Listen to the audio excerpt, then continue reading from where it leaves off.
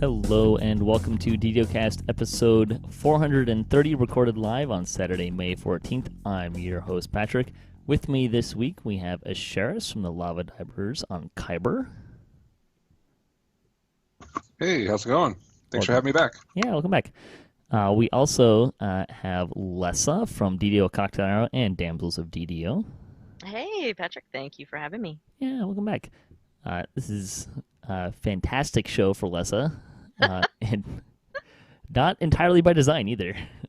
We lucked down a little bit. I thought you did that on purpose. Yes, I did that on purpose.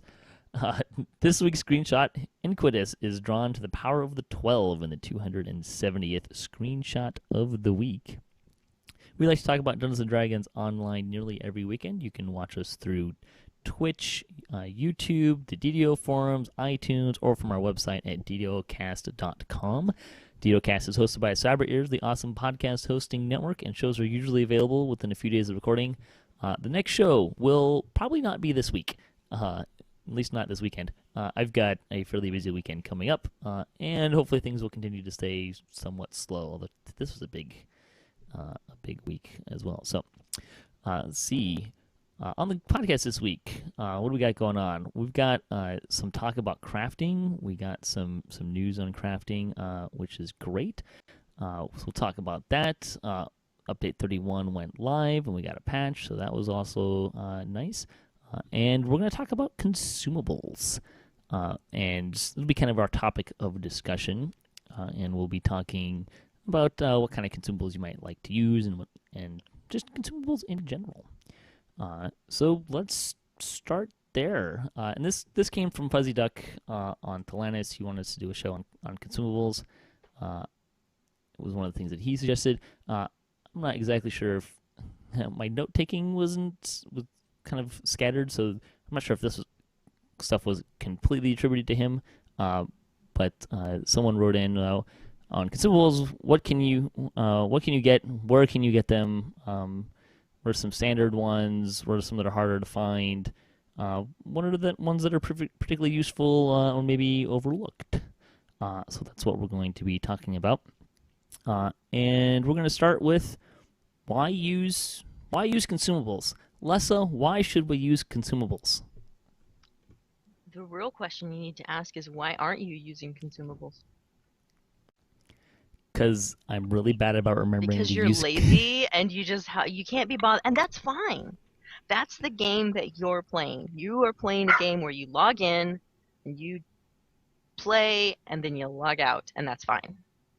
I like to play the game where I can manipulate my world.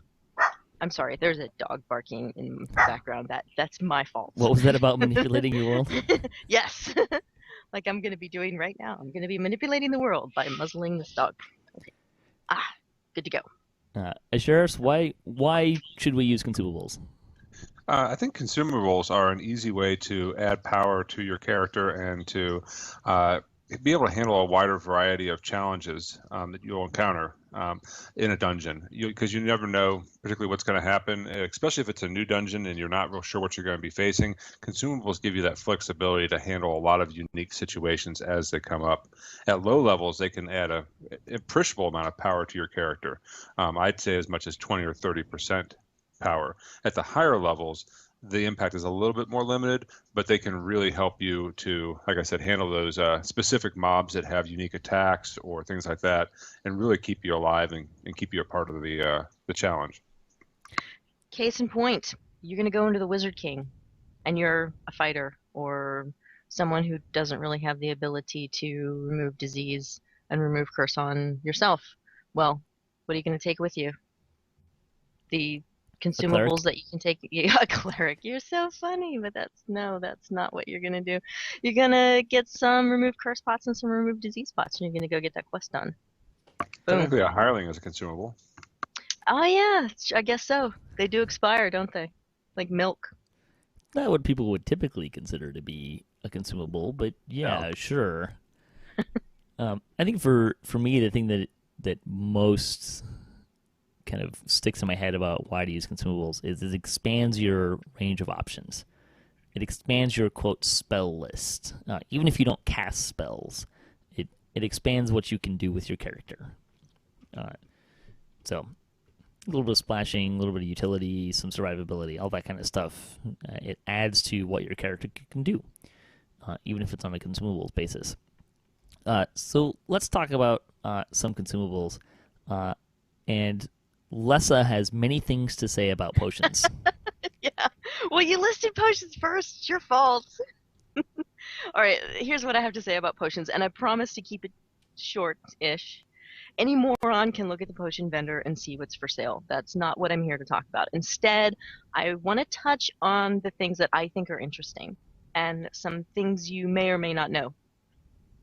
For the record, there are 3 types of potions that we're going to be going over and referencing today. The ones you buy with gold and platinum, obviously, like at a house or a guild potion vendor. The ones you buy with found items, like collectibles or remnants or something like that. And the ones you buy with DDO points, like sovereign healing potions and mana potions. Yeah, that's a consumable, isn't it? Mana potions? Yeah, you drink, absolutely. it goes away. Yeah. Potions in So- general. Absolutely. So I see this note here that says, Lessah, I cannot be bothered with collectibles.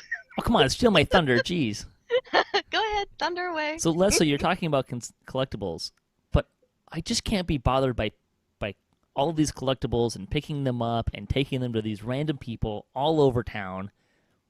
If I have to do just a few, which one should I be focusing on? Okay, I will go over that with you, but I will also let you know that I watch the stream during Kersplat while we're streaming, and I know that you don't pick up half of what you're supposed to pick up. So just know that you're on notice, Patrick Shamgar. So, I'm going to talk about the consumables. If you do nothing else, look out for these. Did you know you can get free consumables in Evening Star? Every trader, the village trader, the purple dragon knight trader, the wizard trader, they all have a little something different to offer. My personal favorite is the village trader because you can get health potions and spell point potions. You take these and they give you heal over time, or they give you mana back over a period of, I think it's something like 20 seconds. Pretty cool. I tested both of them out yesterday. In Eberron, almost every trader is going to give you health pots.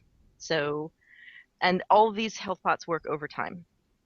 Some of them are cure light, some of them are cure moderate, but you need to know that they all have the same timer. My personal favorite, the one that you need to actually watch out for, is David Turner. You need to be cheap and easy, just like David Turner, right?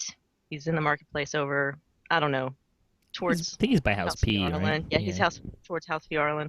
Look out for him. The reason I always mention him is because Blades of the Dark Six drop like candy in this game, and you're going to get a whole big pile of them, even if you don't want to. So, and he's the easiest guy to trade with. So I'll turn around and I'll have a stack of 100, what they call Blades of the Dark Six, and I'll just trade a bunch of them in for heal pots. So, quick recap about collectibles that you need to look out for. Eberron Dragon Shard Fragments. Oh, let me talk about Eberron Dragon Shard Fragments because I didn't talk about those. Same guy, David Turner. Go to him and give him 3 medium Eberron Dragon Shard Fragments, and he will give you a diamond that has 20 charges on it of mana, and you get up to 600 mana back for each charge. It's a little consumable diamond. I think I moved that down actually. So, but it's the same dude. So that's why I like David Turner a lot. Anyway, quick recap. You're going to need to be on the lookout for Eberron Dragon Shard Fragments, all sizes, small, medium, and large. Blades of the Dark Six, and Villagers of Evening Star commendations. If you do nothing else, do those 3 things. I like with the village or the Evening Star accommodations. I particularly like the cleric ones because you get Death Ward, which is a little bit harder to find in a potion variety. You can also get restore potions from the druids. Those are probably my top 2 favorites. Well, if you're lucky and you're a person that likes to do the Necropolis, the first couple of tiers, you get those special collectibles, and I think it's a Black Abbot's Ring. It's the top tier of collectible in the Necropolis, and you can actually trade it for a Death Ward potion. Or you can wait for the Night Revels event, and you can buy some Death Ward potions with your chocolate candies, which for some reason I still have in my inventory. So those didn't go away. Just the candies that I made went away. All right, are you ready for some fun facts about these three? Yes. These three things that I just talked about? We love fun facts. Yes. Store-bought health potions share a cooldown timer with the potions that you trade for in Eberron. And I mean store-bought as in DDO store. So the sovereign healing potions and all that. If you drink one of those, you're not going to be able to automatically drink a heal over time potion that you've traded for. But this is only in the Eberron stuff. It does not share a cooldown with the potions that you can trade for in Forgotten Realms in Evening Star. So I did a little experimenting with this, and you can have 4 or 5 different healing consumables on your hotbar at once, and you can just drink them party style, like boom, boom, boom. I mean, you won't be doing anything else but, shots of healing, but I thought it was pretty cool that you could do 4 or 5 in a row. Just regular healing potion that you can buy at a vendor, doesn't have the same cooldown as the heal over time potions. And I don't know. I thought it would be pretty cool if you're in a lot of trouble. You can just start downing potions. So that's really helpful with the new fighter feature too, where they call it liquid courage, where you can once you drink a potion, then you get 50% healing amp for 30 seconds. So if you're slamming all these back, you'll be able to get an added boost there. Mm-hmm. And I don't think any of those share a cooldown timer with the silver flame pots either that you can get as a turn-in for the favor reward for the silver flame. I didn't even mention silver flame pots. You bring up a good point there, Asheras. But you need to know that if you drink one of those silver flame pots, you're going to have minus to your stats for something like, what is it, like 30 seconds or a minute or something like that. So a silver flame pot is not to be taken lightly. It's minus 10 too, so... Because the small ones... There's the small ones and the big ones. The small ones don't give you the minus, but the big ones do. And you're right, it's for 30 seconds, and it can be pretty I learned rough. that the hard way. So I was like, I'm just gonna drink one of these silver flame pots. No, you're just gonna stand here and for the next minute. If you're a min-max barbarian, it can be particularly. I mean, min-max anything, but if you've got a minus to some sort of stat, you got to get all your stats above a 10. And then if you're running with anyone who can reincarnate, you might need to consider going a little bit higher. Because I remember we were running What Goes Up, and I reincarnated someone on my druid, and I brought him back as, I don't remember, maybe a kobold or something. We had an extra minus. The reincarnate brings you back with like a plus to something and a minus to something, and the -2 brought him below 10 on that stat.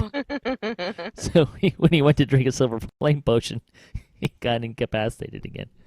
No, kind of funny. Poor guy. He was trying to figure out how.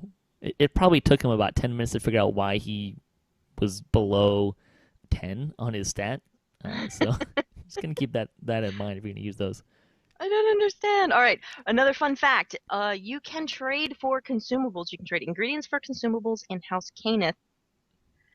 I don't recommend that you do this because it's kind of expensive, but you can do it. And the House Cannith potions that you can trade for are not bound to you. They stack with regular potions that you can buy from a vendor. I didn't know that. The last thing that people may not know is the draughts of apple cider. Both the hearty and the sparkling that you can get in Evening Star are not bound to character. They can be sold in the auction house or traded to other players. Do the Evening Star challenges have consumables? I don't remember. No, not that I know of. I don't think so. Yeah. Asheras, do you have something you want to add about potions? Well, as far as collectibles go, one of my favorites are the ones you get from the House D vendors. There's 4 different vendors in House D, and all of them will give you stat potions, and just a different stat. And there's a bunch of different collectibles you need to collect there. The wiki is a good place to look for these, but at the highest level, you can get +3 in a stat, and this stacks with everything. So it's a great way to get those stats up if you need to. If you're trying to hit a lever in Tempest Spine or in Von 5, or if you're just trying to get your DCs up, I'd make heavy use of those, and that's one of the reasons why to grab those collectibles as well, because they have a lot of value in that way. On a similar vein, you can get Yugo pots if you run some Amrath quests. I don't know if the new ones are Yugoloth or not, but the older Tower of Despair quests that are out in the Sharath battlefield area, you earn Yugoloth flavor, which gives you potions that give you +2 to the various stats. You can buy them. You kind of have to figure out which one's which. It doesn't explicitly say this one gives you strength, but if you look at the symbols, and if you're familiar with the different spells that give you different stats, you can figure it out. And they will give you a +2 to your stat, and then they give you a penalty as well, which you kind of have to manage. The penalties aren't bad. I think a couple of them are -4 to your other saves. I know the intelligence one reduces your fortification by 50%, but if you're a Pale Master and you're already if you're wearing a 4 item and you're already undead, that's no problem. They also give the intelligence ones also give you spell points back over time as well. Not a lot, but they give you a little bit.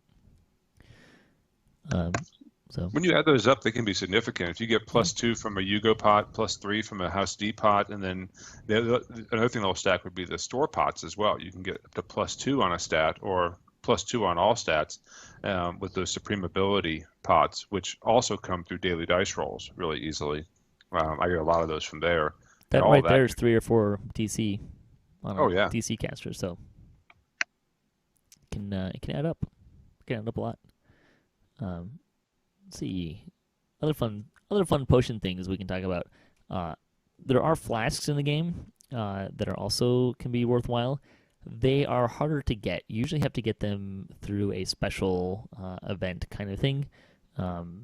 There's the flask of rum from the Crystal Cove, for example. I think Lessah's a big fan of that one. Huge fan. I like to do 2 things, actually. If you're going to be messing around in epics, I like to take that to the highest tier. It's work, but take it to the highest tier because it's a full heal, a full restoration, and it recharges every 5 minutes. So every once in a while, you find yourself in a situation where you need it, and it's come in handy every day that since I've made it, and I've played. As soon as I switched to a fighter, boom, started using it all the time. The other thing I like to do is if I'm going to be messing around with just the heroic stuff, I like to take it to the second highest tier because that's a cure critical wounds and a restoration. And it recharges every 6 minutes, I think. So pretty cool. Something to think about. You can also get Displacement, Death Ward, and Freedom of Movement cookies, I believe, or the flasks. I think you can get those out of the Remnants every once in a while. I think most people got them from the anniversary card event when that was going on. So that was another way to do that. But there's some other flasks in the game as well.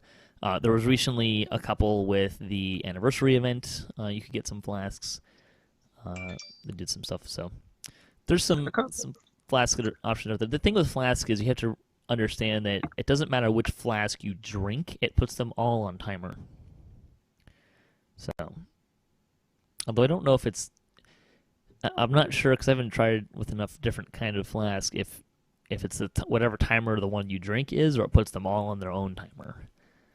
So if you drink a 5-minute flask, does it put a 10-minute flask on a 10-minute timer or a 5-minute timer? I think it's just whatever you drank. But that's just a guess. I think so, but I'm not positive. I don't know. Only carry 1 flask. So a hip flask is all you need. Yeah. I have a couple of flasks, but they're all 10-minute flasks, so they're all on the same timer, so you have no way of knowing either. And even though they're not necessarily consumable in the sense that you keep them forever, I treat them like consumables, which means I hardly ever use them. I'm really bad about using consumables. You're the worst. I really am. I'm cheap. That's really what it comes down to. I wanted to mention a couple things about some potions. One of the small things that people sometimes forget is that the mana pots, the demonic potions, in addition to giving you mana, they will also cure Feeble Mind, which can be a nice little added effect. So I often keep one of the really low value ones available, even on not necessarily casting class characters, not for the mana per se, but just for that function. Yeah, if you have a big pile of them, it's a good way to kind of eat them up. Yeah, and even, I mean, we talked a lot about some of the more rare ones, but those the efficacy potions, the ones that boost your spell power temporarily, I may have been saying that word wrong, I don't know, but those are really useful as well, and you can get those from just about any vendor, and I always carry those on any caster that's doing any sort of spell power DPS. They have a really short duration, unfortunately, though. Yeah, there is that. Some other things you can get. There's also some potions with combinations of valor that you can trade in for those. I tend not to use those for a number of reasons, mostly because I try to use my combinations of valor for other things. And again, I'm terrible with consumables, so I don't use the ones I have enough these days. But I will say, I remember when Evening Star first came out, I didn't really figure that the potions were a nice use of comms and a nice option, but I didn't figure I would be using them very much. But I have, or that I'd be trading in for them very much, but over the years, since I got all the gear I wanted out of there, I started trading in for the potions and started stockpiling potions. Similar thing happened with resist potions, because I have several characters that don't really have UMD or don't carry wands, or in lower levels, being able to pull a bunch of resist potions out of the bank for some of those characters can really help in heroics and even in epics as well. So there's some options there. So stockpiling consumables, eventually you're going to have enough to use and have a nice, fairly inexhaustible supply, unless you go too crazy with them. So, but then again, I know there's plenty of people out there that chug mana potions like crazy. So depends on how much you're drinking, I guess. Addiction. Did we mention the experience point potions you get from House C challenges? I was going to mention them with the store potions. Oh, okay. Gotcha. All right. That's kind of alternatives. The other potions we didn't really talk about too much were the guild potions. And I haven't really bothered testing this in a while, but the guild ones, when they came out, were kind of nice because you could cast them even if you were raging, but you couldn't cast them on others. And I believe that's still the case. They may have fixed regular potions so you can use them while raging. I don't know, because I only have one character that rages, and I still just go to the guild vendor for him. The guild potions are cheaper than normal potions, but again, unless they changed it, you can't cast them on others, which might be prohibitive, particularly if you want to remove curse potions, which I guess is worth mentioning as well. If you are perhaps a healing person, go buy a nice solid stack of remove curse potions, because you can use the potions on other players without having to switch to a wand or use your spell points on remove curse. This is a trick we used to use back in the days when Vision of Destruction and Tower of Despair were kind of the end game.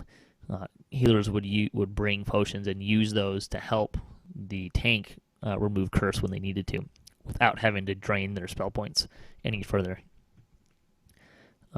So you can use tricks like that as well. You can't do that with cure potions, but you can do it with like the curative potions. Anything else on potions?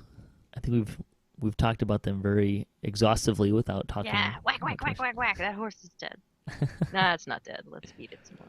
I'm kidding, but go on, really. So let's talk about wands and scrolls, another form of consumables.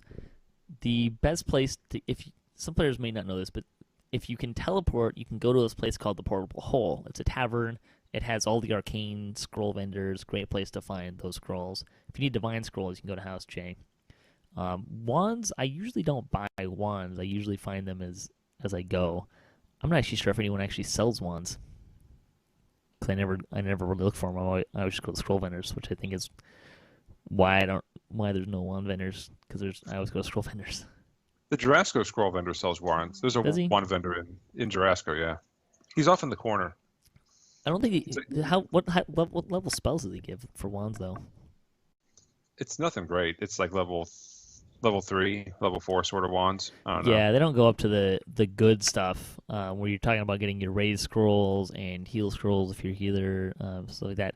The thing about wands and scrolls is a lot of spells, or not necessarily a lot, but there are a many number of spells that don't really scale with level. So if you cast it from a scroll or cast it with spell points, you get more or less the same effect. The differences would be a time duration, and maybe you have to make a concentration check if you're getting hit, and possibly some spell failure. So those are things to be aware of, particularly if you are, say, a fighter trying to cast some arcane scrolls. You might run into the spell fail a little bit more often than someone else. Divine scrolls don't have spell failure. But the nice thing about using wands and scrolls is it can expand your spell list. So if you find that, so some ones that I use a lot to kind of expand my spell list per se is teleport scrolls. There's no difference to casting teleport from a scroll or to casting it from spell points. So I never memorize teleport. I use scrolls instead. Some idea you can do it with Fire Shield, Invisibility, Greater Heroism, and Raising are kind of other ones that come to mind for that. Asheras, are there other ones that kind of come to mind that you find yourself using? Death Ward, Freedom of Movement are also relatively helpful. True Seeing, I almost always scroll True Seeing, especially on a favorite soul when you have limited slots for spells. Yeah. Favorite souls and sorcerers are going to be places that, and if you get to say a warlock might not have some of those spells, and again they have a smaller spell selection list. Same with a bard or an artificer, and even rogues, right? These are classes that have really high UMD, so you can really expand your spell list by using scrolls. And the only real difference you're probably going to notice is you might have to cast them more often because you can't extend it. But a Greater Heroism scroll lasts for 10 minutes, which is a fairly decent amount of time. I usually find that in a raid,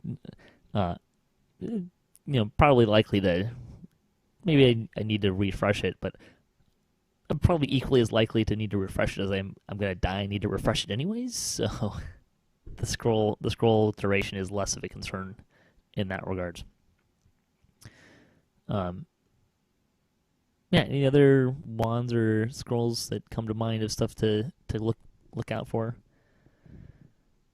I should mention Blur. They added Blur to the spell list for divine classes, so clerics and favorite soul can use Blur wands now, which is really handy at lower levels. Wands of Blur and Wands of Shield. Yeah. Pretty handy. Also, if you come across a wand of water breathing, it works on the whole party, and it looks really funny, and it pisses people off, so you should carry one of those also. I don't really use scrolls. My bard carries around a wand of recitation just for the skill boost. Oh, nice. For times where it might be handy. My divines tend to have a slot for it anyways, but that's another, because usually the way that I generally use recitation is the rogue can't quite disable something, so I'll go up and throw more recitation. That's generally how it gets used for me. So, but yeah, so those are good examples of reasons why Consumables can really expand what your character can do is using a lot of those different spells. Right. So the next section, we're going to talk about store options. And I figured we kind of, as part of this, I want to say, do we use them? Do we not use them? Should you buy them? Should you not buy them? It's kind of part of what we want to talk about here. And we'll also talk about there's some alternative options. If you don't have a lot of points and you don't want to buy these, there's a couple of these you can get from other places. And we should note that a lot of these are available with daily dice. So if you get to roll your daily dice, that can be a really great way to get some things. I know the gold roll, the once a week gold roll, I think is a VIP only perk. I believe everyone gets to roll a silver roll once a day, but I'm not positive on that. I think you're right.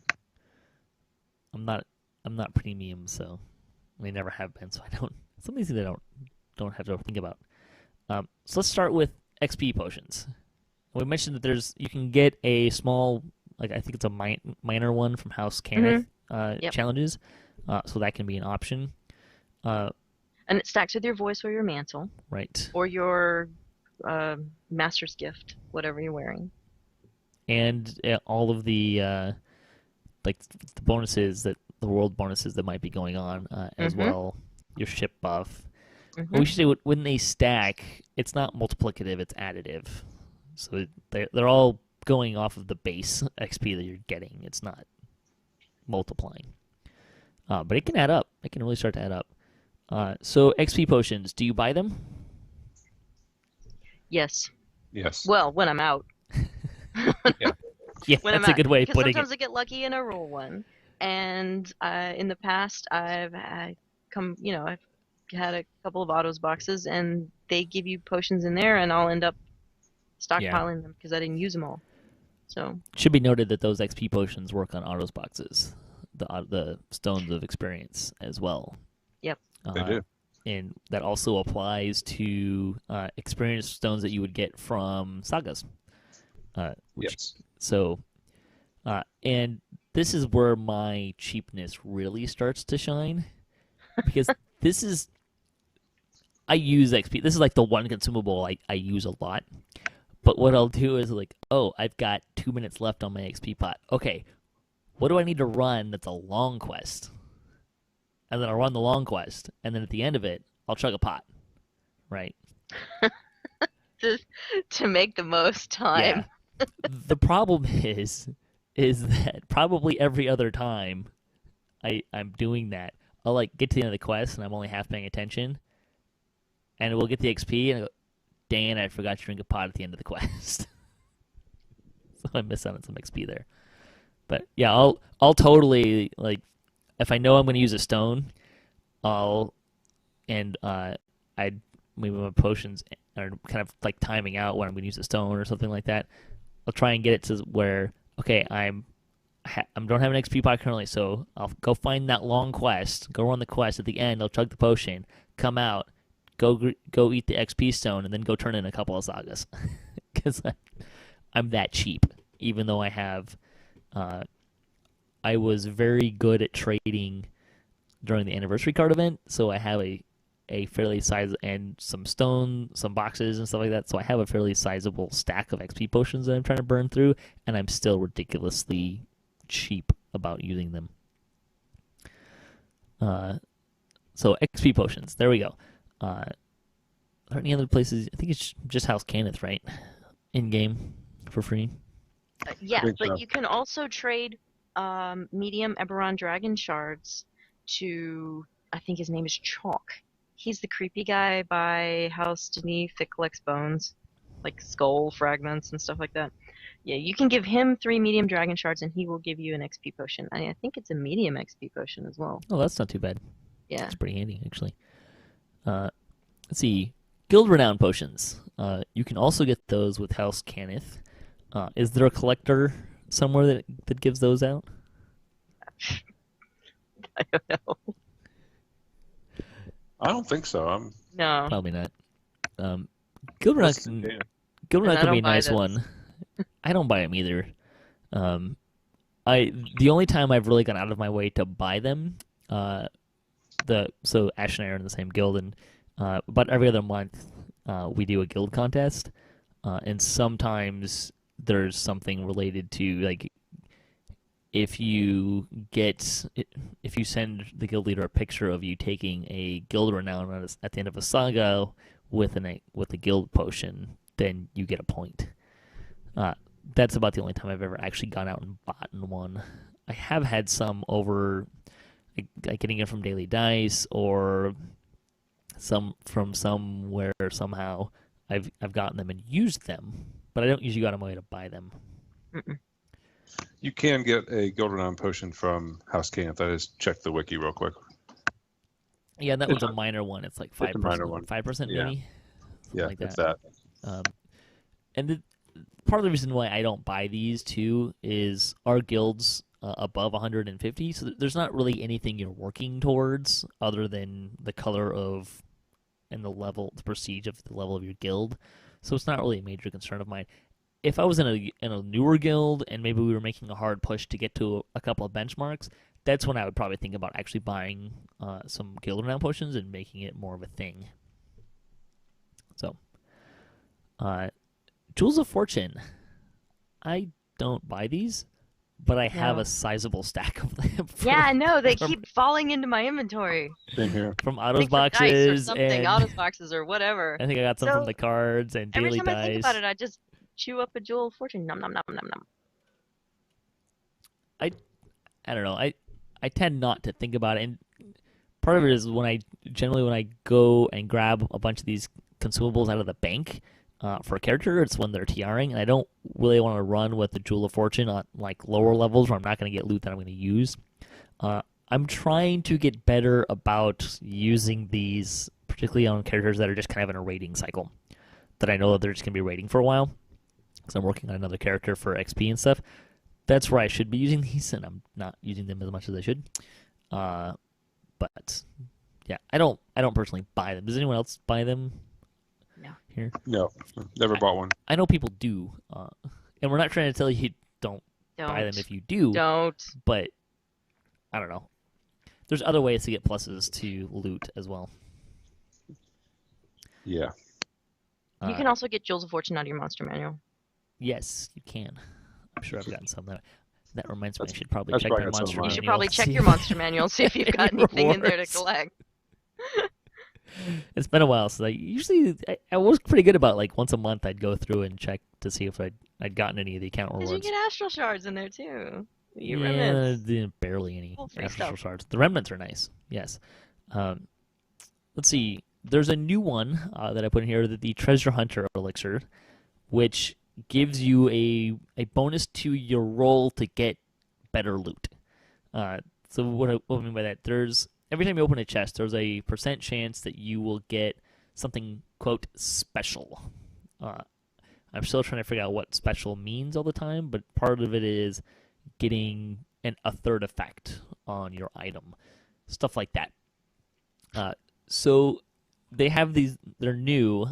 They had them in a box recently that you could buy. I think it was a freebie in the store. So I have one of those. I'm waiting to get someone that I didn't move it, so it's still on the same page. So when he gets higher up, I'm going to use it and see how it works. I have no intention of buying these either for the same reason of Jewels of Fortune. Because these things are really only affecting your random loot. It doesn't affect your named loot chances or anything like that. Yeah, So- I was about to add that in after I confessed my sins to you. That I did buy one of these because I wanted to try it out. I think that's totally fine. And I bought the biggest one that I could. I think it's plus 15. And plus the Jewel of Fortune, because I don't know. I didn't know if they stack. I'm just going to take them all anyway. And I haven't really noticed a difference in my loot. And also, after I bought the freaking elixir, they put them on sale. So thanks for that. That Sure, happens. right? Whoever did that. Yeah, they were on sale yesterday in a flash sale. Yeah, they were. Oh, were they? Oh, right after I How long? Yeah, they've got the flash. We'll talk about flash sales later. Yeah, the thing with Jewels of Fortune and Treasure Hunter elixirs for me is it's affecting random loot. So you might get better loot, but how often do you get something that is actually really what you're looking for? Kind of idea. Never. Because Never. there's a lot of things that have to align to make that happen. Now, having said that, I'm totally intending to use more of my Jewels of Fortune, particularly characters that I'm, say, running the Shroud. Because there's a lot of chests in the Legendary Shrouds at a high level, so That's a fair point. I'm looking at doing that. There are also potions that increase the number of Mysterious Remnants that you can get, which I think were mostly available. I don't know if they're available singly in the store, but they were available as part of a box recently. again, this is not something that part of the reason why I didn't buy this is because I didn't really need or want anything out of the box. The only thing that was actually intriguing for it was this and the Bigby hands, which the Bigby hands look kind of fun, but I'm not really sure how I would use them or if it would really change my play very much. I would like to get more Mysterious Remnants. If there was a way to get these in-game, I would totally probably start doing that. But I've never used the Mysterious Remnant pots, but the Mysterious Remnants themselves are amazing. And yeah, they also have I guess, a different kind of consumable, one we haven't really talked about much, which is those consumables that would allow you to boost your melee power, boost your spell power, that sort of thing. And I don't know if you consider those a consumable because it's a potion. You use it and it goes away. So yeah. Yeah, but I think that's the only way you can get those right now in game too. You can get them in Daily Dice. I've got a few from Daily Dice. Wow, nice. And par for my course, I have put them in my bank for that day where I go and run something really hard to do. And when I go run that Legendary Elite Shroud, I leave them in the bank because I forget about them. Even though that's really what I'm saving them for. So there you go. Let's see. Slayer potions. Yes. All the yes. Potties. All the yes. Buy them. Buy them whenever they go on sale. Just buy them. The biggest one you can get. Yes, the most you can get, and that way when you're in an explorer area, it's like, wait, look at all yay! Look at all the kills I'm getting! Hooray! It's great, especially when you go to a place like Thunderhome. Yeah. Oh, that's awesome. A lot of XP. This is another one of those things that if I was ever out, I would buy them. But because I've got some from Autos boxes and I have a little stack. And the cards and Daily Dice, I've got a fairly sizable stack of varying sizes. And they didn't used to pause when you went into dungeons, but now they do. So they don't run out very well. Yeah. That's very helpful as well. So yeah, if use those, I try to again, I'm cheap, so I usually try and drink them and then go actually for an hour go and kind of use them up in various explorer areas. It doesn't always work that way, but I try to avoid drinking one for 10 minutes worth of work and then end up running a bunch of quests where I'm running through explorer areas and kind of wasting them. Just kind of a thought process for me. But still, it's great XP even if you only get about a half an hour to 15 minutes worth out of them. You can get a lot of bang for your buck on those in terms of XP. Bells of Opening. Yes. Yeah, I always have some of these. If they're on sale, I might buy them, depending. And I have bought them in the past. And again, because waiting for rogues sucks. I mean, what? Yeah. They used to be more necessary, but now that rogues mechanics especially are more popular, you have more trappers and lock pickers in party. But still, they're a great oh crap kind of item. Yeah, they can be really useful for a lot of things.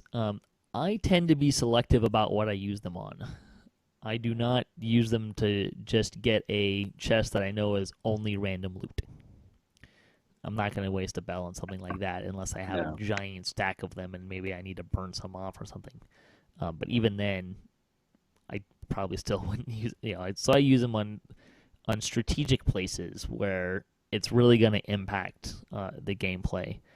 An example of this would be in House of Death Undone. There's a difficult door to unlock for the kind of the short way of doing the quest. I will absolutely use one there every time if I need to. So, res cakes. I only use the ones that I get in the Autos boxes. Otherwise, I've not bought them. Yeah, I tend not to. Autos boxes or from a TR. Yeah, I tend to not have a problem of having some of them. I'll use them. I'll still be really selective about when I might use them, but I'll use them. So you're telling me that you've never been in an epic quest and dead and in need, and you've never gone dead to the DDO store to buy a spirit cake? I've done it a few times.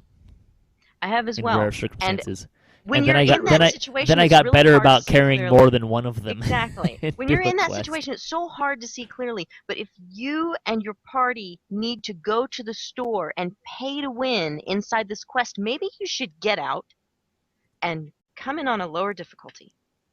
You don't have to be Superman. Or just It's It's restart. okay. you can Yeah. restart too. Maybe regroup.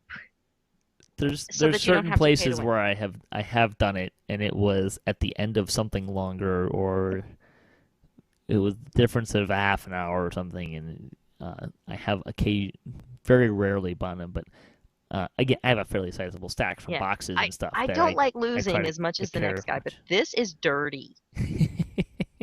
It's convenience. That's Nothing what you're makes me paying feel for. dirtier than have to go to the store to buy a res cake.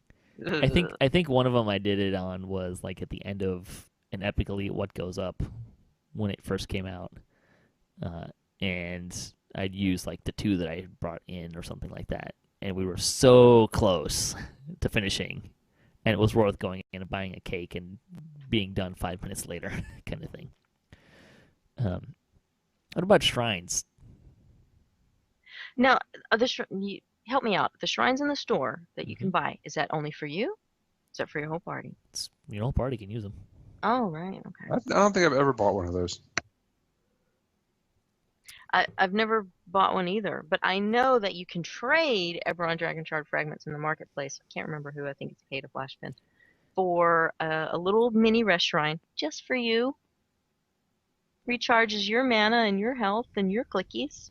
Everybody else should have thought about that before they came into the quest, right?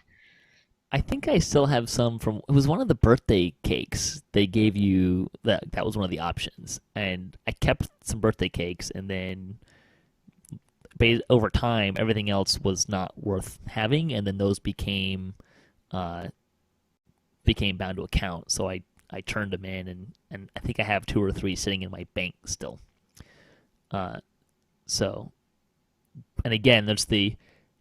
I'm saving these for a rainy day when I know I'm going to go do a really hard quest, and then I never Just take them out of never the rains bag. with you, does it? No, it rains. It rains quite often. I live in Seattle, but I do have plenty of rainy days. It's just I don't come prepared for the rainy day. I'm prepared for the rainy day from a stockpile standpoint. I've got the stuff in the bank. I just never take it with me when I go. So that's kind of the problem with me. That's kind of how it works. But I've never bought one, and I've rarely, if ever, seen anyone drop them. I think when they first came out, you could drop them in a raid, and we dropped one in a shroud once because we were having a hell of a time, or maybe we were doing an elite at level or something, and we dropped a res shrine somewhere because we needed it. But yeah. So what about Anvil Forges? The portable repair Jenny. Oh, I had added that to the bottom of your list because I didn't see it.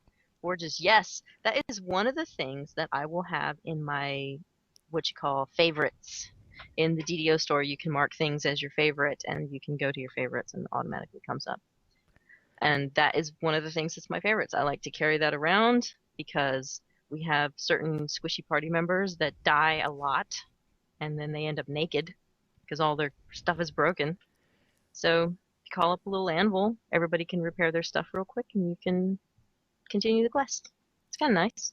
I have I not look for him to bought come on one sale. of these, but I have a They're fun. couple in my bank. You can buy Again. a little adamantine maul from him as well. Real weird. Yeah.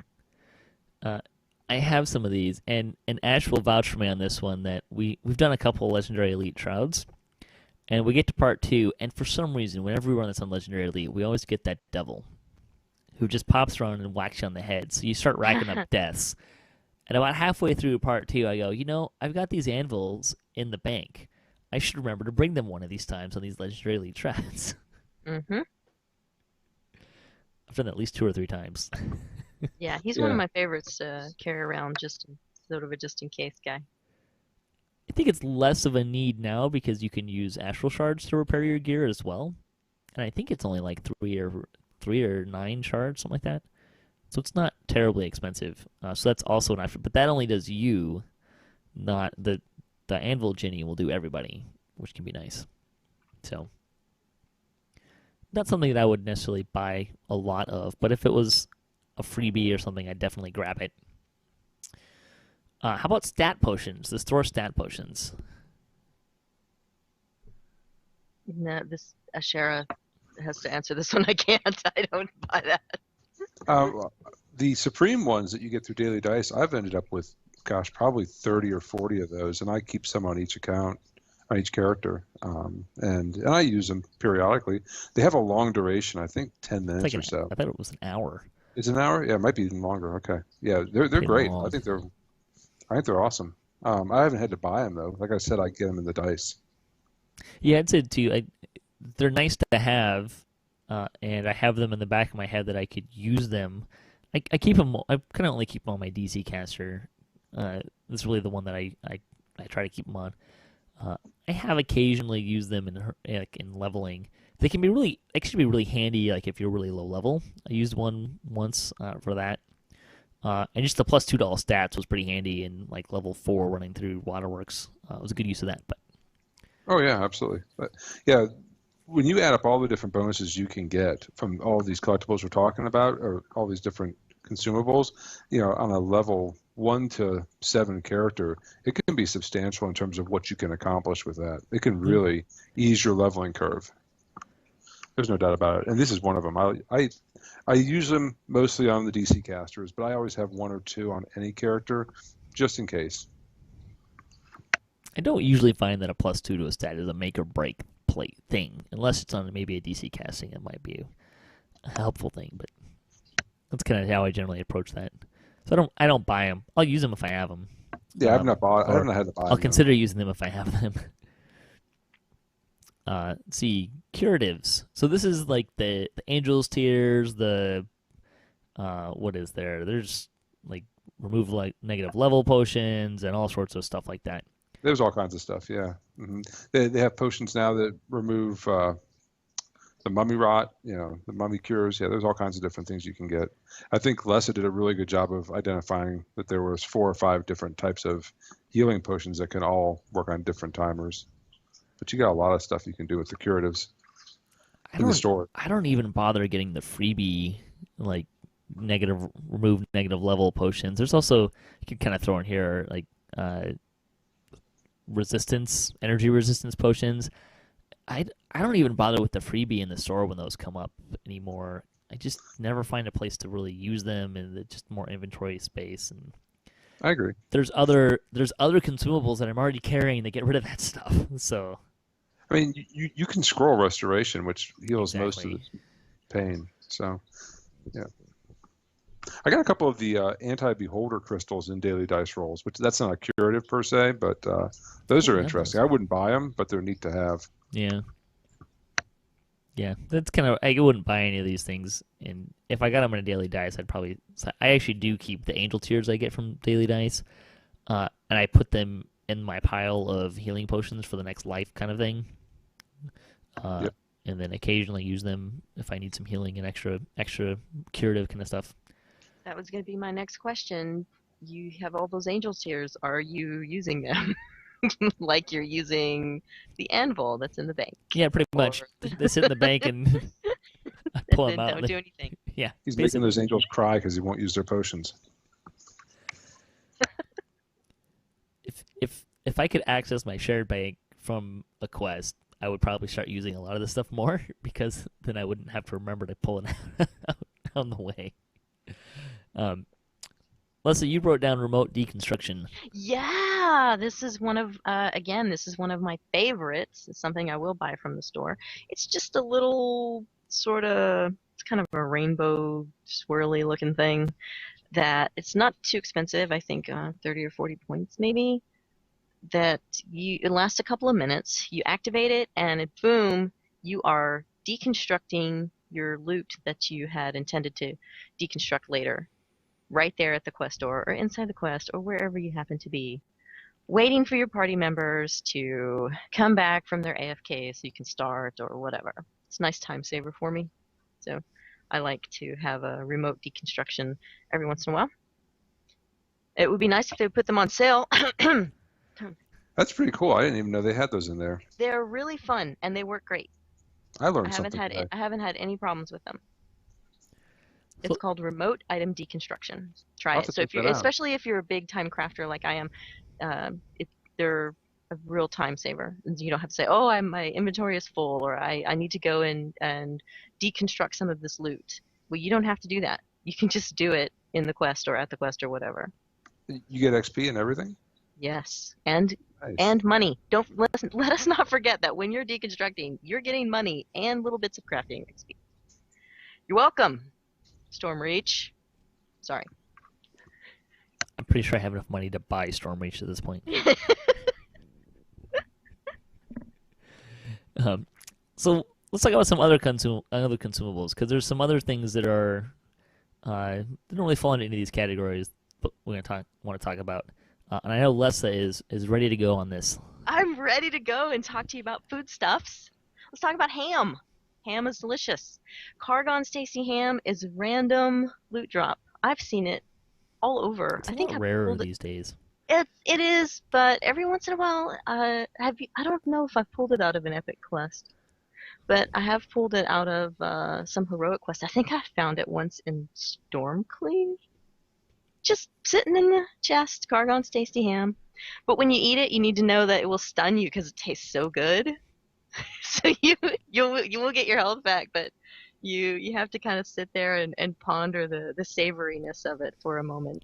This is one of those fun items because it's tied with a player, actually. Mm-hmm. Like it was Cargon was a forum kind of forum personality that was a very unique personality on the forums, and they put in Cargon's Tasty Ham afterwards, and the text very clearly flavor is his kind of flavor and kind of speaking, so it was kind of fun. Yes. You can also get the smaller hams, which are generally probably the most common way to get them these days is the Strati pork barrel. Oh yeah, you call up a little. Yeah. Yeah, it's a little explosive barrel with a pig on top of it. You hit the barrel, and then ham rains from the sky. And you can take the ham to the Stone of Change and turn it into tasty oil for Warforged. What? Yeah. Ah, see, I learned something today too, Asheras. Nice. That's freaking awesome. Those hams are, and the oil is a very low hit point over time effect. But I use them fairly regularly when I'm kind of doing leveling projects. I'll just pop one in and use it to kind of supplement some of the healing I'm getting. I try to use those little healing bits when I can, kind of leveling up. Same with healing ones and stuff like that. It's usually when I try and use those, because when you're in combat and you get up to like the epic levels, those little dinky cure light and cure medium ones and potions, they don't cut it in the heat of battle. No. That's something you get through. You get through the battle and then you just start chugging to get them out of your inventory. You're taking too much damage too fast to be compensated from a wand. But are you ready for me to talk about a couple of cookies? I like cookies and cakes. Yum yum yum. I'm not going to talk about all of them, but cookies and cakes are fun for me, especially if you have a cookie jar to keep them in and you can stockpile them. If I just have one or two of something, I don't even consider it to be a pile. I need to be in the double digits before I can start considering using cookies and cakes. But the three I want to talk about, one is a Greater Vigor cookie, i.e. the Lamania Twilight Forest Jelly Cake, i.e. the green ones. There's a few green ones actually, but these are proper green. They're not sort of like that olive drab, old school army green. And that's basically the vigor spell. So these are great for a TR. You just eat it, and you get a little heal over time while you're running through the dungeon, fighting your way. Kind of nice. And they also are on, I think they're on a similar cooldown timer with like restoration potions and poison removal potions. It's a short cooldown. Yeah, it's a real short cooldown too. So it's not like if you're chugging this can also be one of the things that you're chugging. So, and then there's also what they call the other green ones, the other green jelly cakes, the Realm of the Dead. I think it's Dolor, Realm of the Dead jelly cakes, and that is Death Ward, and that lasts 15 minutes. I have those on all my characters. Yeah, they're very useful, and they're super easy to get.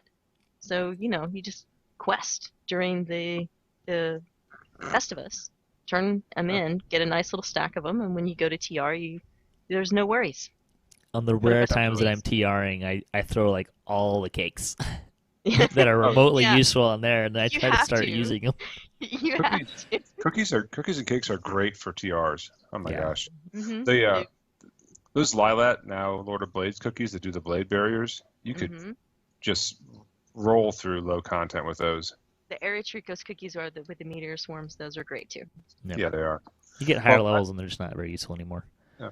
Now the Apishai set's interesting, and deserves a mention because if you consume all 5 of those, then you get the Abishai Destroyer buff for 10 minutes, and that gives you, in addition to +2 to attack and damage, it also gives you a +4 profane bonus to Charisma, Intelligence, and Wisdom, which I think is the only way you can get that in the game.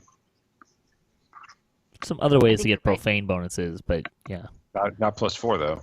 No, Not to I the don't know if stats. it's +4, but there's Yeah, some ways to get, because the Epic Abishai set is +3, I think.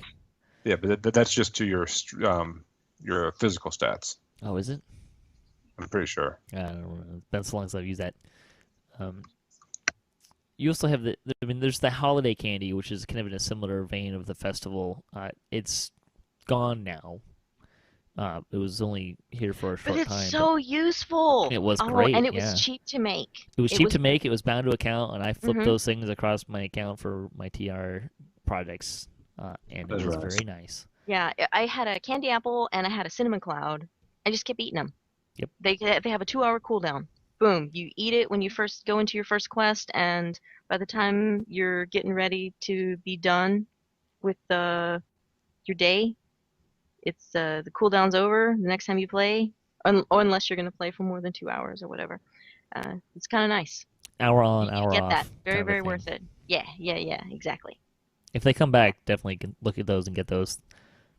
They were pretty handy.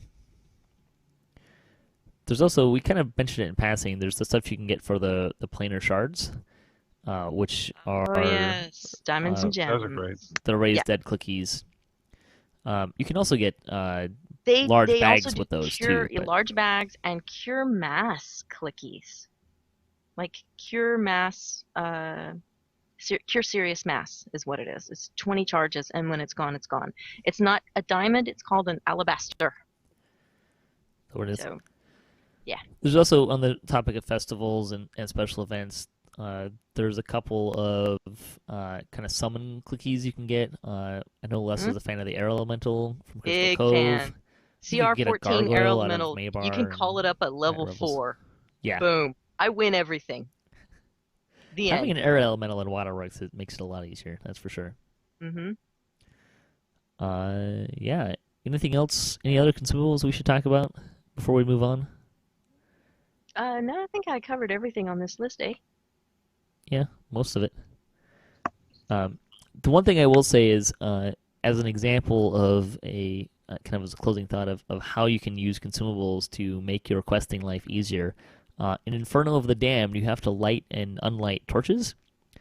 Fireball wands and ice storm wands or scrolls will make doing so much, much easier for you and your party. So that's kind of an example of how you can use consumables in directly impacting your questing life. Anyone have any closing thought? Watch for sales, daily dice, and freebies. Freebies are a great way to find out if you like the item or not. Yep, yep. Like the remote item deconstruction. They haven't made Free, that a freebie. freebie. Yeah, they need to. That's what I'm saying. But you Invest made me in say it. in- invest in UMD too on all your characters when you're building them, even if you're going to have a low charisma, because you can at this point typically get it high enough by endgame that you can use a lot of the scrolls we've been describing. Yeah. All right, I think we are ready to cruise through the game news, which is good because that was a very long and thorough discussion, as is our custom at DDOCast. We will now cruise through the game news. Update 31 hit live. The Fighter Kensai is an Update 31. They are going to add they're renamed Liquid Courage is what they renamed it to, right? And an opportunity attack. And did that come with the new patch, the hotfix? I don't think it did. I don't think it's out yet, no. Yeah, so that stuff's still to come. But they did make a few changes. They adjusted the level 18 one-cut core out of Kensai on activate to increase your critical multiplier with a unique bonus for 15 seconds with a 60-second cooldown. So that's a nice little boost there. They had some passive melee power there too, I believe. Yeah, that was something that was new to what they'd already changed. I think was why it was separate. This was from a post from Nobob before Update 31 actually came out. They also talked about there was a post from last weekend that had basically saying that it had an above normal amount of poor game performance and something they're looking into. They are continuing to look into the various reported causes of lag, including renown gain. And they also continue to caution that Defile the Just has issues outside of server client latency and is not a good test case for lag. And they did some work on that this week. We actually tested that last night. We tried to run Defile the Just on Legendary Elite, and I would say that for the most part the lag is actually much better than it has been. The changes seem to have a very positive impact on the raid itself. Other than the fact that everything in there drops guild renown, so we got guild renown lagged to death a couple times. So, and we actually had an opportunity to run with Jerry came and ran with the lava divers and got some video of the guild renown lag as well. So they're hoping to get some help with that. Otherwise, I would say that the lag is much better than where it was 2 months ago. I think so. So. That's encouraging. I'm actually encouraged enough to try doing some more raiding, so that's positive. Let's see. Update 31, release notes. There's 3 new quests. Search and Rescue, Memoirs of an Illusionary Larcener and Good Intentions. Fighter Kensai. Daily Dice. The Daily Dice reward table has been updated. No items have been removed. And Invisible Stalker Creature Companion certificates, Treasure Hunter elixirs, and Bigby's Pointing Fingers have been added to both silver and gold rolls. So some more fun stuff that we can get out of that. They fixed an issue that could cause the store to crash. Of course, we got the fighter changes. I think we kind of talked about everything previously else that was in there. There's now we had a chance to run these quests yesterday, and I didn't get your feedback on it, but I really enjoyed the search and rescue one. I thought that was a really unique quest. It's long. It had a really nice optional in it. It almost felt like a separate quest. I really enjoyed that one. I've got it down lower in the show notes. We'll talk about those. Talk about the quest reactions. Sure. The hotfix. We had a hotfix on Thursday because there were some problems with the quest. It was not a very clean release from the quest's perspective, and even there were some issues with Kensai still. So they made some adjustments. They made things like chests on luck. They fixed some areas where you could start the end fights improperly and break quests and stuff like that. So the Memories of Illusionary Larcener still has some issues that we ran into last night and had to recall and go back in. But it's completable in a party more than it used to be, so there's that. And again, they made the changes to Defile the Just, which seemed to be fairly effective, other than the fact that we had guild renown that was not fixed and was quite gruesome in that quest. So yeah, and then we'll link to the Jerry did a nice post on the Update 31 named items, so you can kind of see how they look like and what they do at heroic and epic levels, and we'll link to that as well. So yeah, Update 31. Lessah, did you get a chance to run the new quests yet? No, so I would appreciate it if you were not too spoilery. Yeah, we can be not too spoilery. Sure. Ash, what did you think about the quests? You can start on the one. Sure. Yeah, I kind of search and rescue. I enjoyed the quest without being too spoilery. It's a longer quest, so be prepared. It has some really exciting optionals that are very challenging. Like I said, almost like a separate quest in and of itself. So I enjoyed that aspect of it. What did you think about that one? Yeah, I thought it had a good mob selection. It was a good variance in what you were fighting. Although I wasn't entirely convinced that Slod would be hanging out with Drow. That seemed a little weird to me. Yeah.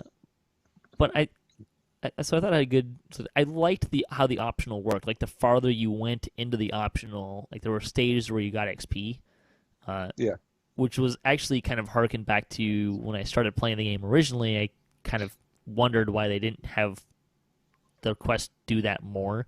It's like maybe you wiped halfway through the quest, but you would get XP along the way at certain benchmark points instead of just finishing the quest. But it had a sizable chunk. I think the final total from all the optionals. I mean, it's one optional in the sense that it's like one path more or less. But I think that the XP for it was as much, if not more, than just finishing the quest. So that was kind of fun. And the one thing I did find about it was that the map felt a little bland, and I think it was mostly a color palette thing. Yeah, it was kind of hard to know where I was, and granted, it was my first time running it too. But it felt like the color of the dungeon didn't really matter where you were; it was kind of very similar. But it did feel very much like a dungeon crawl at the same time. So it did. One thing, just from a purely game perspective, for those folks who are interested in doing some loot farming, my understanding from the wiki is that this quest is unique in that there are some items that only drop in the optional chest and some items that only drop in the end chest. So you might want to be aware if you're looking for an item where you need to go to get it. If you're ever looking for an item, that like a specific named item, you should check the wiki to figure out where it drops, because they don't necessarily drop from anywhere in a dungeon. It's usually a fairly specific chest. Yeah. Or two. And speaking of which, the loot is very impressive. Yeah, it is. The loot's really nice. Good intentions. I thought it was a really good reuse of a map. It's the missing map in the Saltire district, but you're not running it in the same direction. It looks a lot nicer. Has nice floral arrangements. Yep. Maybe a little too many constructs. I mean, the whole quest is constructs basically, but I think that was probably my only knock on this quest, was that there was a little bit of repetitiveness in terms of the mob selection. Yeah. There were some more unique mobs that we hadn't seen before, or not as often, I guess. But there's kind of this weird dynamic where you're seeing, quote, a lot of different monsters, and that there's like different things come to life and attack you, but they're all kind of it's basically like the same thing but with a different skin. It was kind of So it was kind of a little both. But it was nice and short. Memoirs, I thought, had nice landscape variety. I wasn't really sure if there was anything in there other than elves in terms of monsters, but it was a little short. Didn't really have anything against it. I like it had a unique kind of mechanic, which I appreciated. I like it when they kind of incorporate some different mechanics, and this one had some uniqueness to it, which was nice. But I liked that it was shorter too. You know, we got 3 different quests here, all with different lengths. I'd say Search and Rescue is long. I'd say Good Intentions is medium to short, depending on how much of it you're trying to do. There's a lot of optionals in Good Intentions. I think there's at least 4 or 5 different optional mobs you can get involved with, and then Memoirs is the shortest of the group. So yeah, I thought the premise of Memoirs was a really interesting premise. So yeah, it was. And Search and Rescue is probably what would happen post a DDOCast splat group, with having to find the separated party. There you go. What do you mean having to find? They don't go looking for each other. If you fall behind, you just get left and abandoned. Reroll. Yeah. The big news for the week, I think, was Cannith Crafting changes were proposed. And this is a really early proposal. And I'm going to try and skim through it because we're already kind of long, but we do want to talk about this. And I know Lessah is ready and raring to go on it. So they know it's a major system with a lot of viewpoints. One major consideration for them is that all 3 forms of loot must be useful and working together. That's named, crowd control, and random loot. They're not looking to make Cannith just plain better than random loot. They want to redesign it and use the same kind of effect system. So there's kind of a tricky balance thing. So some things that they are going to do, and we'll take them in chunks. The first one is experience and essences will carry over. All experience in Cannith Crafting will carry over when they update the system. One thing that's being considered is they may combine the schools down to a single crafting school. in which case they would combine all of the player's existing experience into that one school. They're also going to be reducing the number of essences, either one for each school for a total of 3, or just a single essence. There will not be lesser and greater either. This is to reduce bloat in the system and simply a part of the crafting process that we feel does not need to be as complicated. As a side note, having a single essence could allow for us to simply have a remover instead of a prefix or suffix remover, simplifying that part of the process. I'm so happy right now. I can't even talk. Existing essences will be able to be exchanged for the new ones, and there will be exchange recipes of different sizes, so hopefully it is only minor inconvenient on time. So Lessah's happy. Yes, So Lessah, 1 school or 3? Many of the things that you said were great. Well, the way I read it, that you could potentially, someone like me, I could potentially come out higher level if they combine the schools. I'm fine. I think that's true. I'm fine with it. Yeah, I liked it. I like the idea of combining the schools. I like the idea of combining the essences. Especially that. Especially getting rid of the minor and the greater, and then also just not having so many. Even if they got it down to just 1 essence per school, that would be huge. Mm-hmm. Yeah. I don't know. I kind of like the flavor of. I understand the bloat and the complication. I did like the flavor of having the different pieces, but I'm not going to complain about three schools and 3 essences, or just 1 school and 1 essence, or whatever. So I'll get past it. I don't really use this that much right now. Talked about trying to limit the time-consuming Cannith Crafting, but honestly, every game I've ever been in, if you're going to be a crafter, you've got to put in a little bit of time. That's just how it works. That's how crafting works. If you're not a crafter, then go get some random loot or something else. Or go. I hear the shard exchange is very nice, so go do that. Let me do my crafting. I'm willing to put in the time. I think putting in time is one thing, though. It's how you're putting in the time. It's too much clicking. Yeah, I'm okay with putting in time too. I just don't like the clicking mechanics were really slow. That was always my the coffee grinder can be a real pain in the butt. Yeah, and it locks up on you and it lags on you. Yeah. Yep. If you pull things over too quickly, it's like being at the self checkout in the grocery store. It's like, no, this you have to put this in the bag before you can get the next thing. So on the power of crafting, random loot has a normal range of effect powers it can drop at any given minimum level.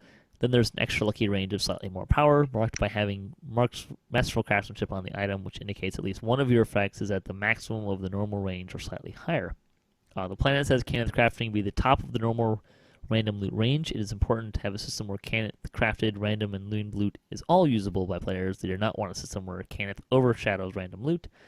So by holding onto the masterful craftsmanship lucky power ranges on random loot, it should help random loot continue to have use. Random loot chests can go as high as level 40. Cannith Crafting is currently planned to top out at level 33. There will be increasingly better minimum level 30 shards to be crafted. The recipe of an item will state what loot level it represents. Although Cannith will follow the slot restrictions of effects that random loot has, a player does get to choose which effects go on the slots for the item.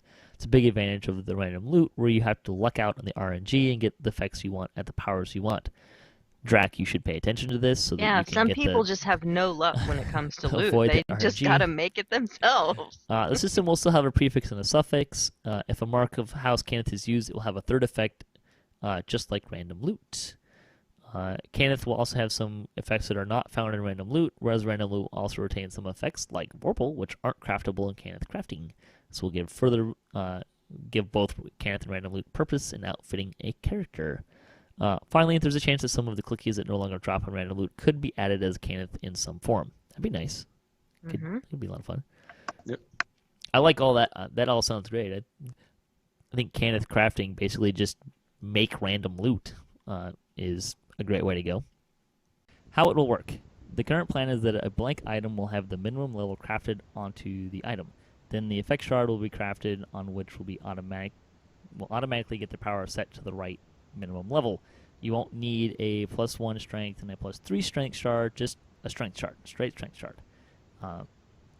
It's a cleaner system. There's no advantage to the player on putting a lower powered effect on a given minimum level, and it reduces ways a player can mess up an item. The plus enhancement value will also be directly tied to the minimum level, and there will no longer be shards of potential. No shards of potential! Yay! Yay! Hooray! Oh, wait, what? Go on.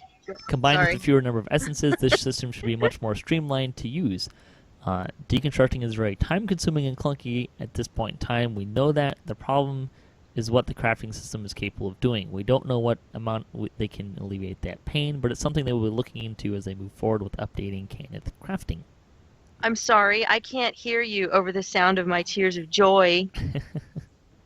It's okay. You know what? If that part is still slow, all these other changes are great, so it's fine.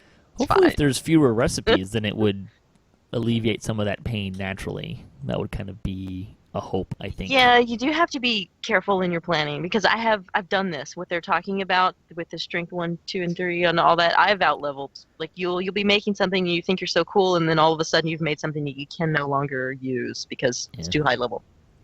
On the topic of leveling, Cannith has traditionally been an extreme grind. The question now is how much of that should be reduced. They have the capability to reduce the grind in two ways: the XP per level of Cannith Crafting schools and the amount gained by crafting. Since they'll also be adding new levels of Cannith Crafting for new higher-end recipes, it's also likely a good time to reduce the leveling curve. Existing crafters will hold on to all their XP, therefore they will have a head start on players new to crafting. And depending on how the curves are adjusted, they might find themselves with higher levels of crafting than they had before, meaning they may be able to craft some of the new higher recipes right away. Other things they're considering... Yeah. I'm looking forward to that. I want that now! Yeah. The wait is worth it. I know! The other considerations... All is forgiven, Turbine! All is forgiven! Why not allow Cannith to put effects in any slot? In the new loot system, named items' main advantage is that they don't have to follow the slot restriction for effects and get a quality bonus type for effects. If Cannith also ignores slot restrictions, it takes away a big aspect of what makes named loot special and goes a long way to making random loot useless. So, I can see their point here. Yeah, I mean, that's kind of always. I played pen and paper. It was always that way, anyways. So it was stuff on certain slots. That's how it worked. The value of Cannith Crafting is the ability for me to say, I need this slot right here, and I need these effects, and I want 3 of them, not 2, and I can do all that. It doesn't have to be the highest plus. An extra +1 at the top doesn't matter to me, and it doesn't matter to me that I can't break the rules. I mean, there's so much value in that. It's almost unspeakably cool. I can tell you that I will craft under this system. Mm-hmm. What? You? Yeah. You'll spend time crafting. Yeah. I'll put an extra cot, because I've already moved my cot back into the crafting hall so that I can live there. So I'll bring an extra cot, and you can stay with me. You can be the Sid to my Nancy. Oh, fun. Yeah. I think armor is a thing for me that I almost never look at armor in the random loot system because it very rarely has what you want on it. But I'm looking forward to not just crafting accessories, but also possibly some armor at certain ranges where there's not named armor that I want. Yeah. There's some good stuff. Yeah, I like that. I'm constantly pulling weapons that have something on it that I can't use. Glaciation, combustion, nullification. This means nothing to me as a fighter. I want what I want, which is why I'm a crafter. So, and I see eye to eye with Asheras because I don't mind losing a little bit if I can get the thing that I want on that weapon. So, I mean, well, here's the thing. Turbine created all these insightful everything. Pretty much every stat they created, not just the base effect, but also an insightful effect, and put that all in random loot, which basically doubled the number of things you want to have now. So when I look at my characters, I want 40 to 50 different effects, and you got to cram that into 14 slots. So, do the math. You want 2 to 3 effects minimum on each item. Named loot gets 4 or 5 slot density, which is nice, but named loot doesn't line up well. You end up with redundancy and things in the same slot. So Cannith Crafting is really going to solve a lot of problems. It'll help a lot of things, yes. Yeah. Some questions that were answered. Blanks will still be blank. The minimum level will be crafted onto them. Essences and blanks will be as they were before the patch. Essences will be exchangeable to the new ones. Current shards won't work with how the system will work going forward, so they'll likely be useless upon patching. But either way, they will put out info on that as they get closer so people know either to use them up or to save them for some kind of an exchange. So don't throw them away yet. They're not currently planning on having craftable sockets onto items, as it is currently. If you find an item with an augment slot, it will stay that way when you make it blank. So start stockpiling those. Mm-hmm. The augment system as a whole needs some work. So for now, no Cannith crafted augments, but who knows what the future could hold. They've said that about augments for a while, that they need to do augment work before they can really add augments to the game. Collectibles, including possibly some new ones and dragon shards, will still be used. Dang it, I gotta get more collectibles. Existing crafted items will remain as is. They will not change. And when the new system goes in, the old system will no longer be available. Minimum level shards will be based on skills, so that will happen. And the system doesn't really have a capability to do a slider along terms of minimum level, but since minimum level will be the main limiting factor, once a player crafts the minimum level shard they want, the rest should be as simple as dropping in the effects they want for the different slots. There you go. There is... Anything you guys want to say on crafting before we go on? That evasive statement they made about the augment system, for now, no Cannith crafted augments, but who knows what the future will hold. That means never, Patrick. I'm a parent. I know that who knows what the future will hold means it's never going to happen. There's hope there. Don't dash my hope, Lessah. Okay. I heard that the LGS system, where they made it with augments for that extra icon, was something that they wanted to possibly reuse for augments for the general weapons. My understanding is that that's what the Legendary Green Seal is kind of a first step into that. So yeah, I like the idea that they're going to put some new collectibles in there. Maybe even I heard in the Forgotten Realms quests, because right now in FR you don't have any of that. So that could be interesting. I don't know that they're adding collectibles anywhere. They're just possibly going to use more of the collectibles that exist. That's kind of how I read that. There's plenty of them. Yeah, I think they're just going to make them. I think they're just going to make them more available in some quests that don't currently have any collectibles. Was my point. So you're going to have to get assimilated and start clicking on those. Assimilate, Patrick. Resistance is futile. Bonus days for the week: plus 20% XP, heroic and epic, and a plus 5 VIP boost to XP as well. Store stuff. Flash sales. They are doing flash sales, which flip over at 1:30 p.m. Eastern Time each day. The 7th and final flash sale will end at 1:30 Eastern Time on Thursday, May 19th. They do say to be sure to log all the way into your character before opening the store. When you open the store, you should be able to scroll through the rotator slides to see one for the flash sales, so you can check out what is there. The other sales for the week: 20% off of Shared Bank Storage, Character Bank Upgrades, Select Storage Bags, and the Shared Bank Platinum. You can also get a freebie, Lasting Potion of Resist Fire ×5, using the coupon code, get this, No Heat. Vanity codes are back. That's exciting. Yay! So you can get those. Again, this is one of those consumables that I ignore these days. It's just Same here. kind of the way that it goes. With that, community news. The 190th Chronicle was out. LSD 37's Character Builder Light has been updated for Update 31. Grandeur Marn is continuing his Korthos greeting program on Orion. It's kind of a fun little thing he's doing. The Highlords of Malkir are hosting an epic Vault of Night teaching raid tonight on Sarlona. And the Munchkin Summer Games begin in June, so that's fast approaching. That's what used to be the Halfling Summer Games. The guild for the week. The Arcane Alliance is an Orion-based guild with all buffs, amenities, and a Kraken airship. The guild is looking for players of all abilities and encourages members to select Renowned as end rewards. Find out more about them through the Chronicle. The comment for the week is, how much can a Kensei say? As much as a Kensei say, if a Kensei could say. He speaks with his sword. That's pretty good considering I didn't have that written down or anything. I just went for it right off the bat. That's pretty good. The fansite news. Dido Gamer created a monster-themed word search. That was kind of fun. I didn't do it, but I saw it. It was kind of a neat little thing. Dido Players News talked about Update 31 in the latest tabletop news. DDOcast got a shout-out for our D&D and DDO, our pen and paper debate. Last week with Samus. And that was a good debate. It was fun. That was very good. Samus and it was Halfiel and Draculena. And the Damsels went to the Thunderholm Slayer area in their show last week. The Shady Rogues went to Shipwreck Spy. I actually had a chance to play with them, and we did some of the Inspired Quarter. So you can watch that. Shipwreck Spy is probably the funnest one to watch because I talked them into going into the danger room on the airship, and I did not tell them about the spike trap covered with foliage, and just sat there and watched them run in. It was a lot of fun. So Enrique celebrated a treasure hunter's weekend, even celebrated Umber Hulk Eyes, and Tactilicious and Craftalicious pondered the benefits of casual in a new blog post, and Mickey got photobombed. Let's see, other fun stuff. There's a brief video of the Umber Hulk if you'd like to see that.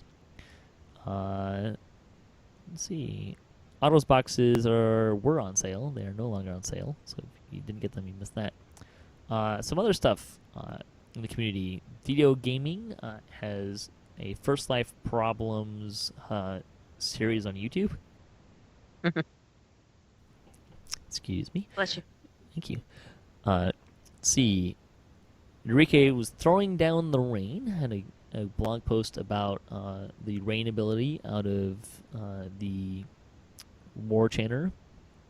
Not War Chanter. Fate Singer, Epic Destiny. DDO Gamer had their monster mashup. That was his word search. He also did a review of Update 31. Tactilicious and Craftalicious was diversifying fighters.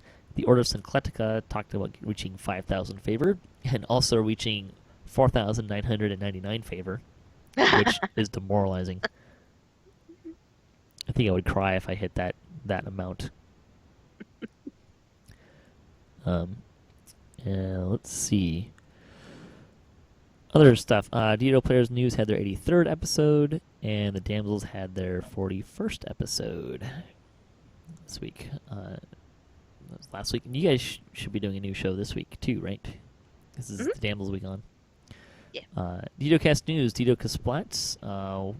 We are still alive, barely. We decided that we could get 5 party wipes, so we don't have to keep re-rolling as much after wiping in Temple of Elemental Evil.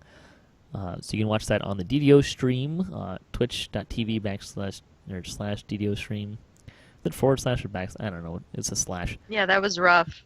Don't put me in a panic. I'm not going to heal you if I start panicking. Forget it. Some gaming news stuff. Massively Overpowered had some fun little articles. One was on overthinking minority player bases, which came from out of, I believe it was someone who works on WoW, was talking about how, as an MMO designer, they look at their as WoW as being a conglomeration of multiple minority bases, and then they're constantly trying to make each one happy, and how that dynamic goes. And then they had some other designers respond to that. Some agreed, some did not agree. But it was an interesting discussion. I don't know. What do you guys think? Is DDO a conglomeration of multiple minority bases as opposed to a majority? I think so. Yeah, I mean, you have your raiders, but that's probably only 20-25% of the population. You've got your crafters who are very excited about the crafting update, but that's a small percentage. You got your permadeathers. I mean, you have the folks who never even play in epics, the altaholics, that sort of thing. Yeah, very much I think it's true. Massively Overpowered also had a fun little article, What Your MMO Character Says About You. I'll link to that in the show notes. And this was kind of a fun little one as well, and had a bunch of different things. Let's see. Ash, would you say that you're a warrior type? Typically, yeah. All right. So this is an example of what the warrior description is. This is one of so they've got 10 different options, and then the one that's close to you, and then it tells you like who you are, what it says about you. It's one of those things. So this is the warrior. Have you ever noticed that this guy is always the warrior? It's always called warrior, and it's always a dude with heavy armor and big weapons, and that's his whole thing. That's straightforward. You like it. You know what makes sense in battle? Going into battle. Why would you not want the biggest weapons and the heaviest armor when you do that? It's all well and good and of itself, but you do tend to think that this entitles you to be Conan the Barbarian and the Bride at the same time. leading to irritation when you can't simply crush your enemies by merely standing on them. Does that work for you guys? That's accurate. Yeah. So there's a couple different I'm ones. reading about Saba Jade right now. She's the sneaky backstabby type. Yeah. It doesn't matter if the dead player is unaware you exist until you slide a knife into various vital organs. It still means you won until someone else does it to you, at which point you care about fair fights. Yep. I love it. So that was a fun read. That was a good one.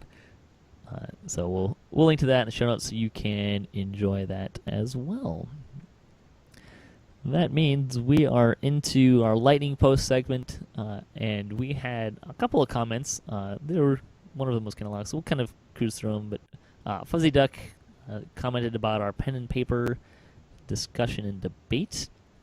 He thinks it's about DDO is about as good of an adaptation of pen and paper to an MMO format as you could get due to the change in the medium. Thinks the best way that they can help make it feel more pen and paper-like are the places where you find the tricks like a climbable wall or a secret door to bypass areas, interesting mob mechanics, such as certain enemies being hostile to everything, like the new Umber Hulks, and stuff like that.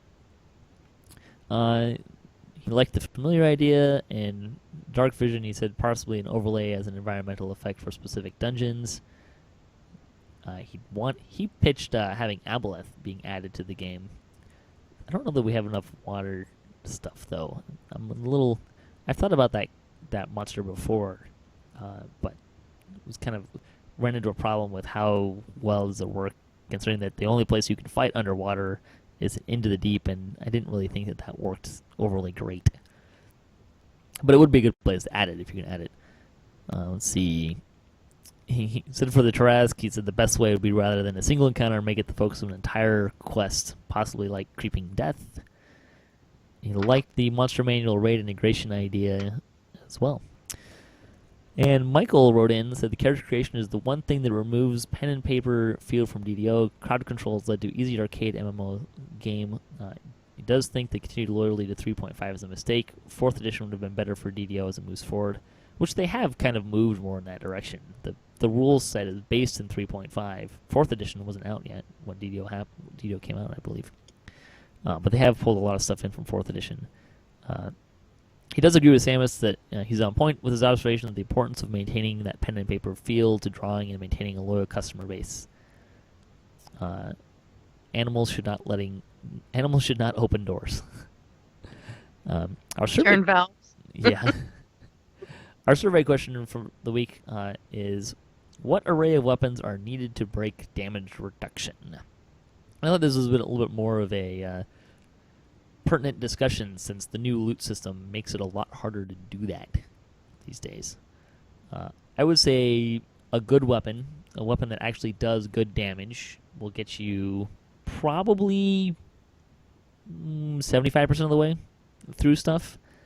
I'd look for adamantine, and if you can find something old that's metalline if you're good, that would still be good.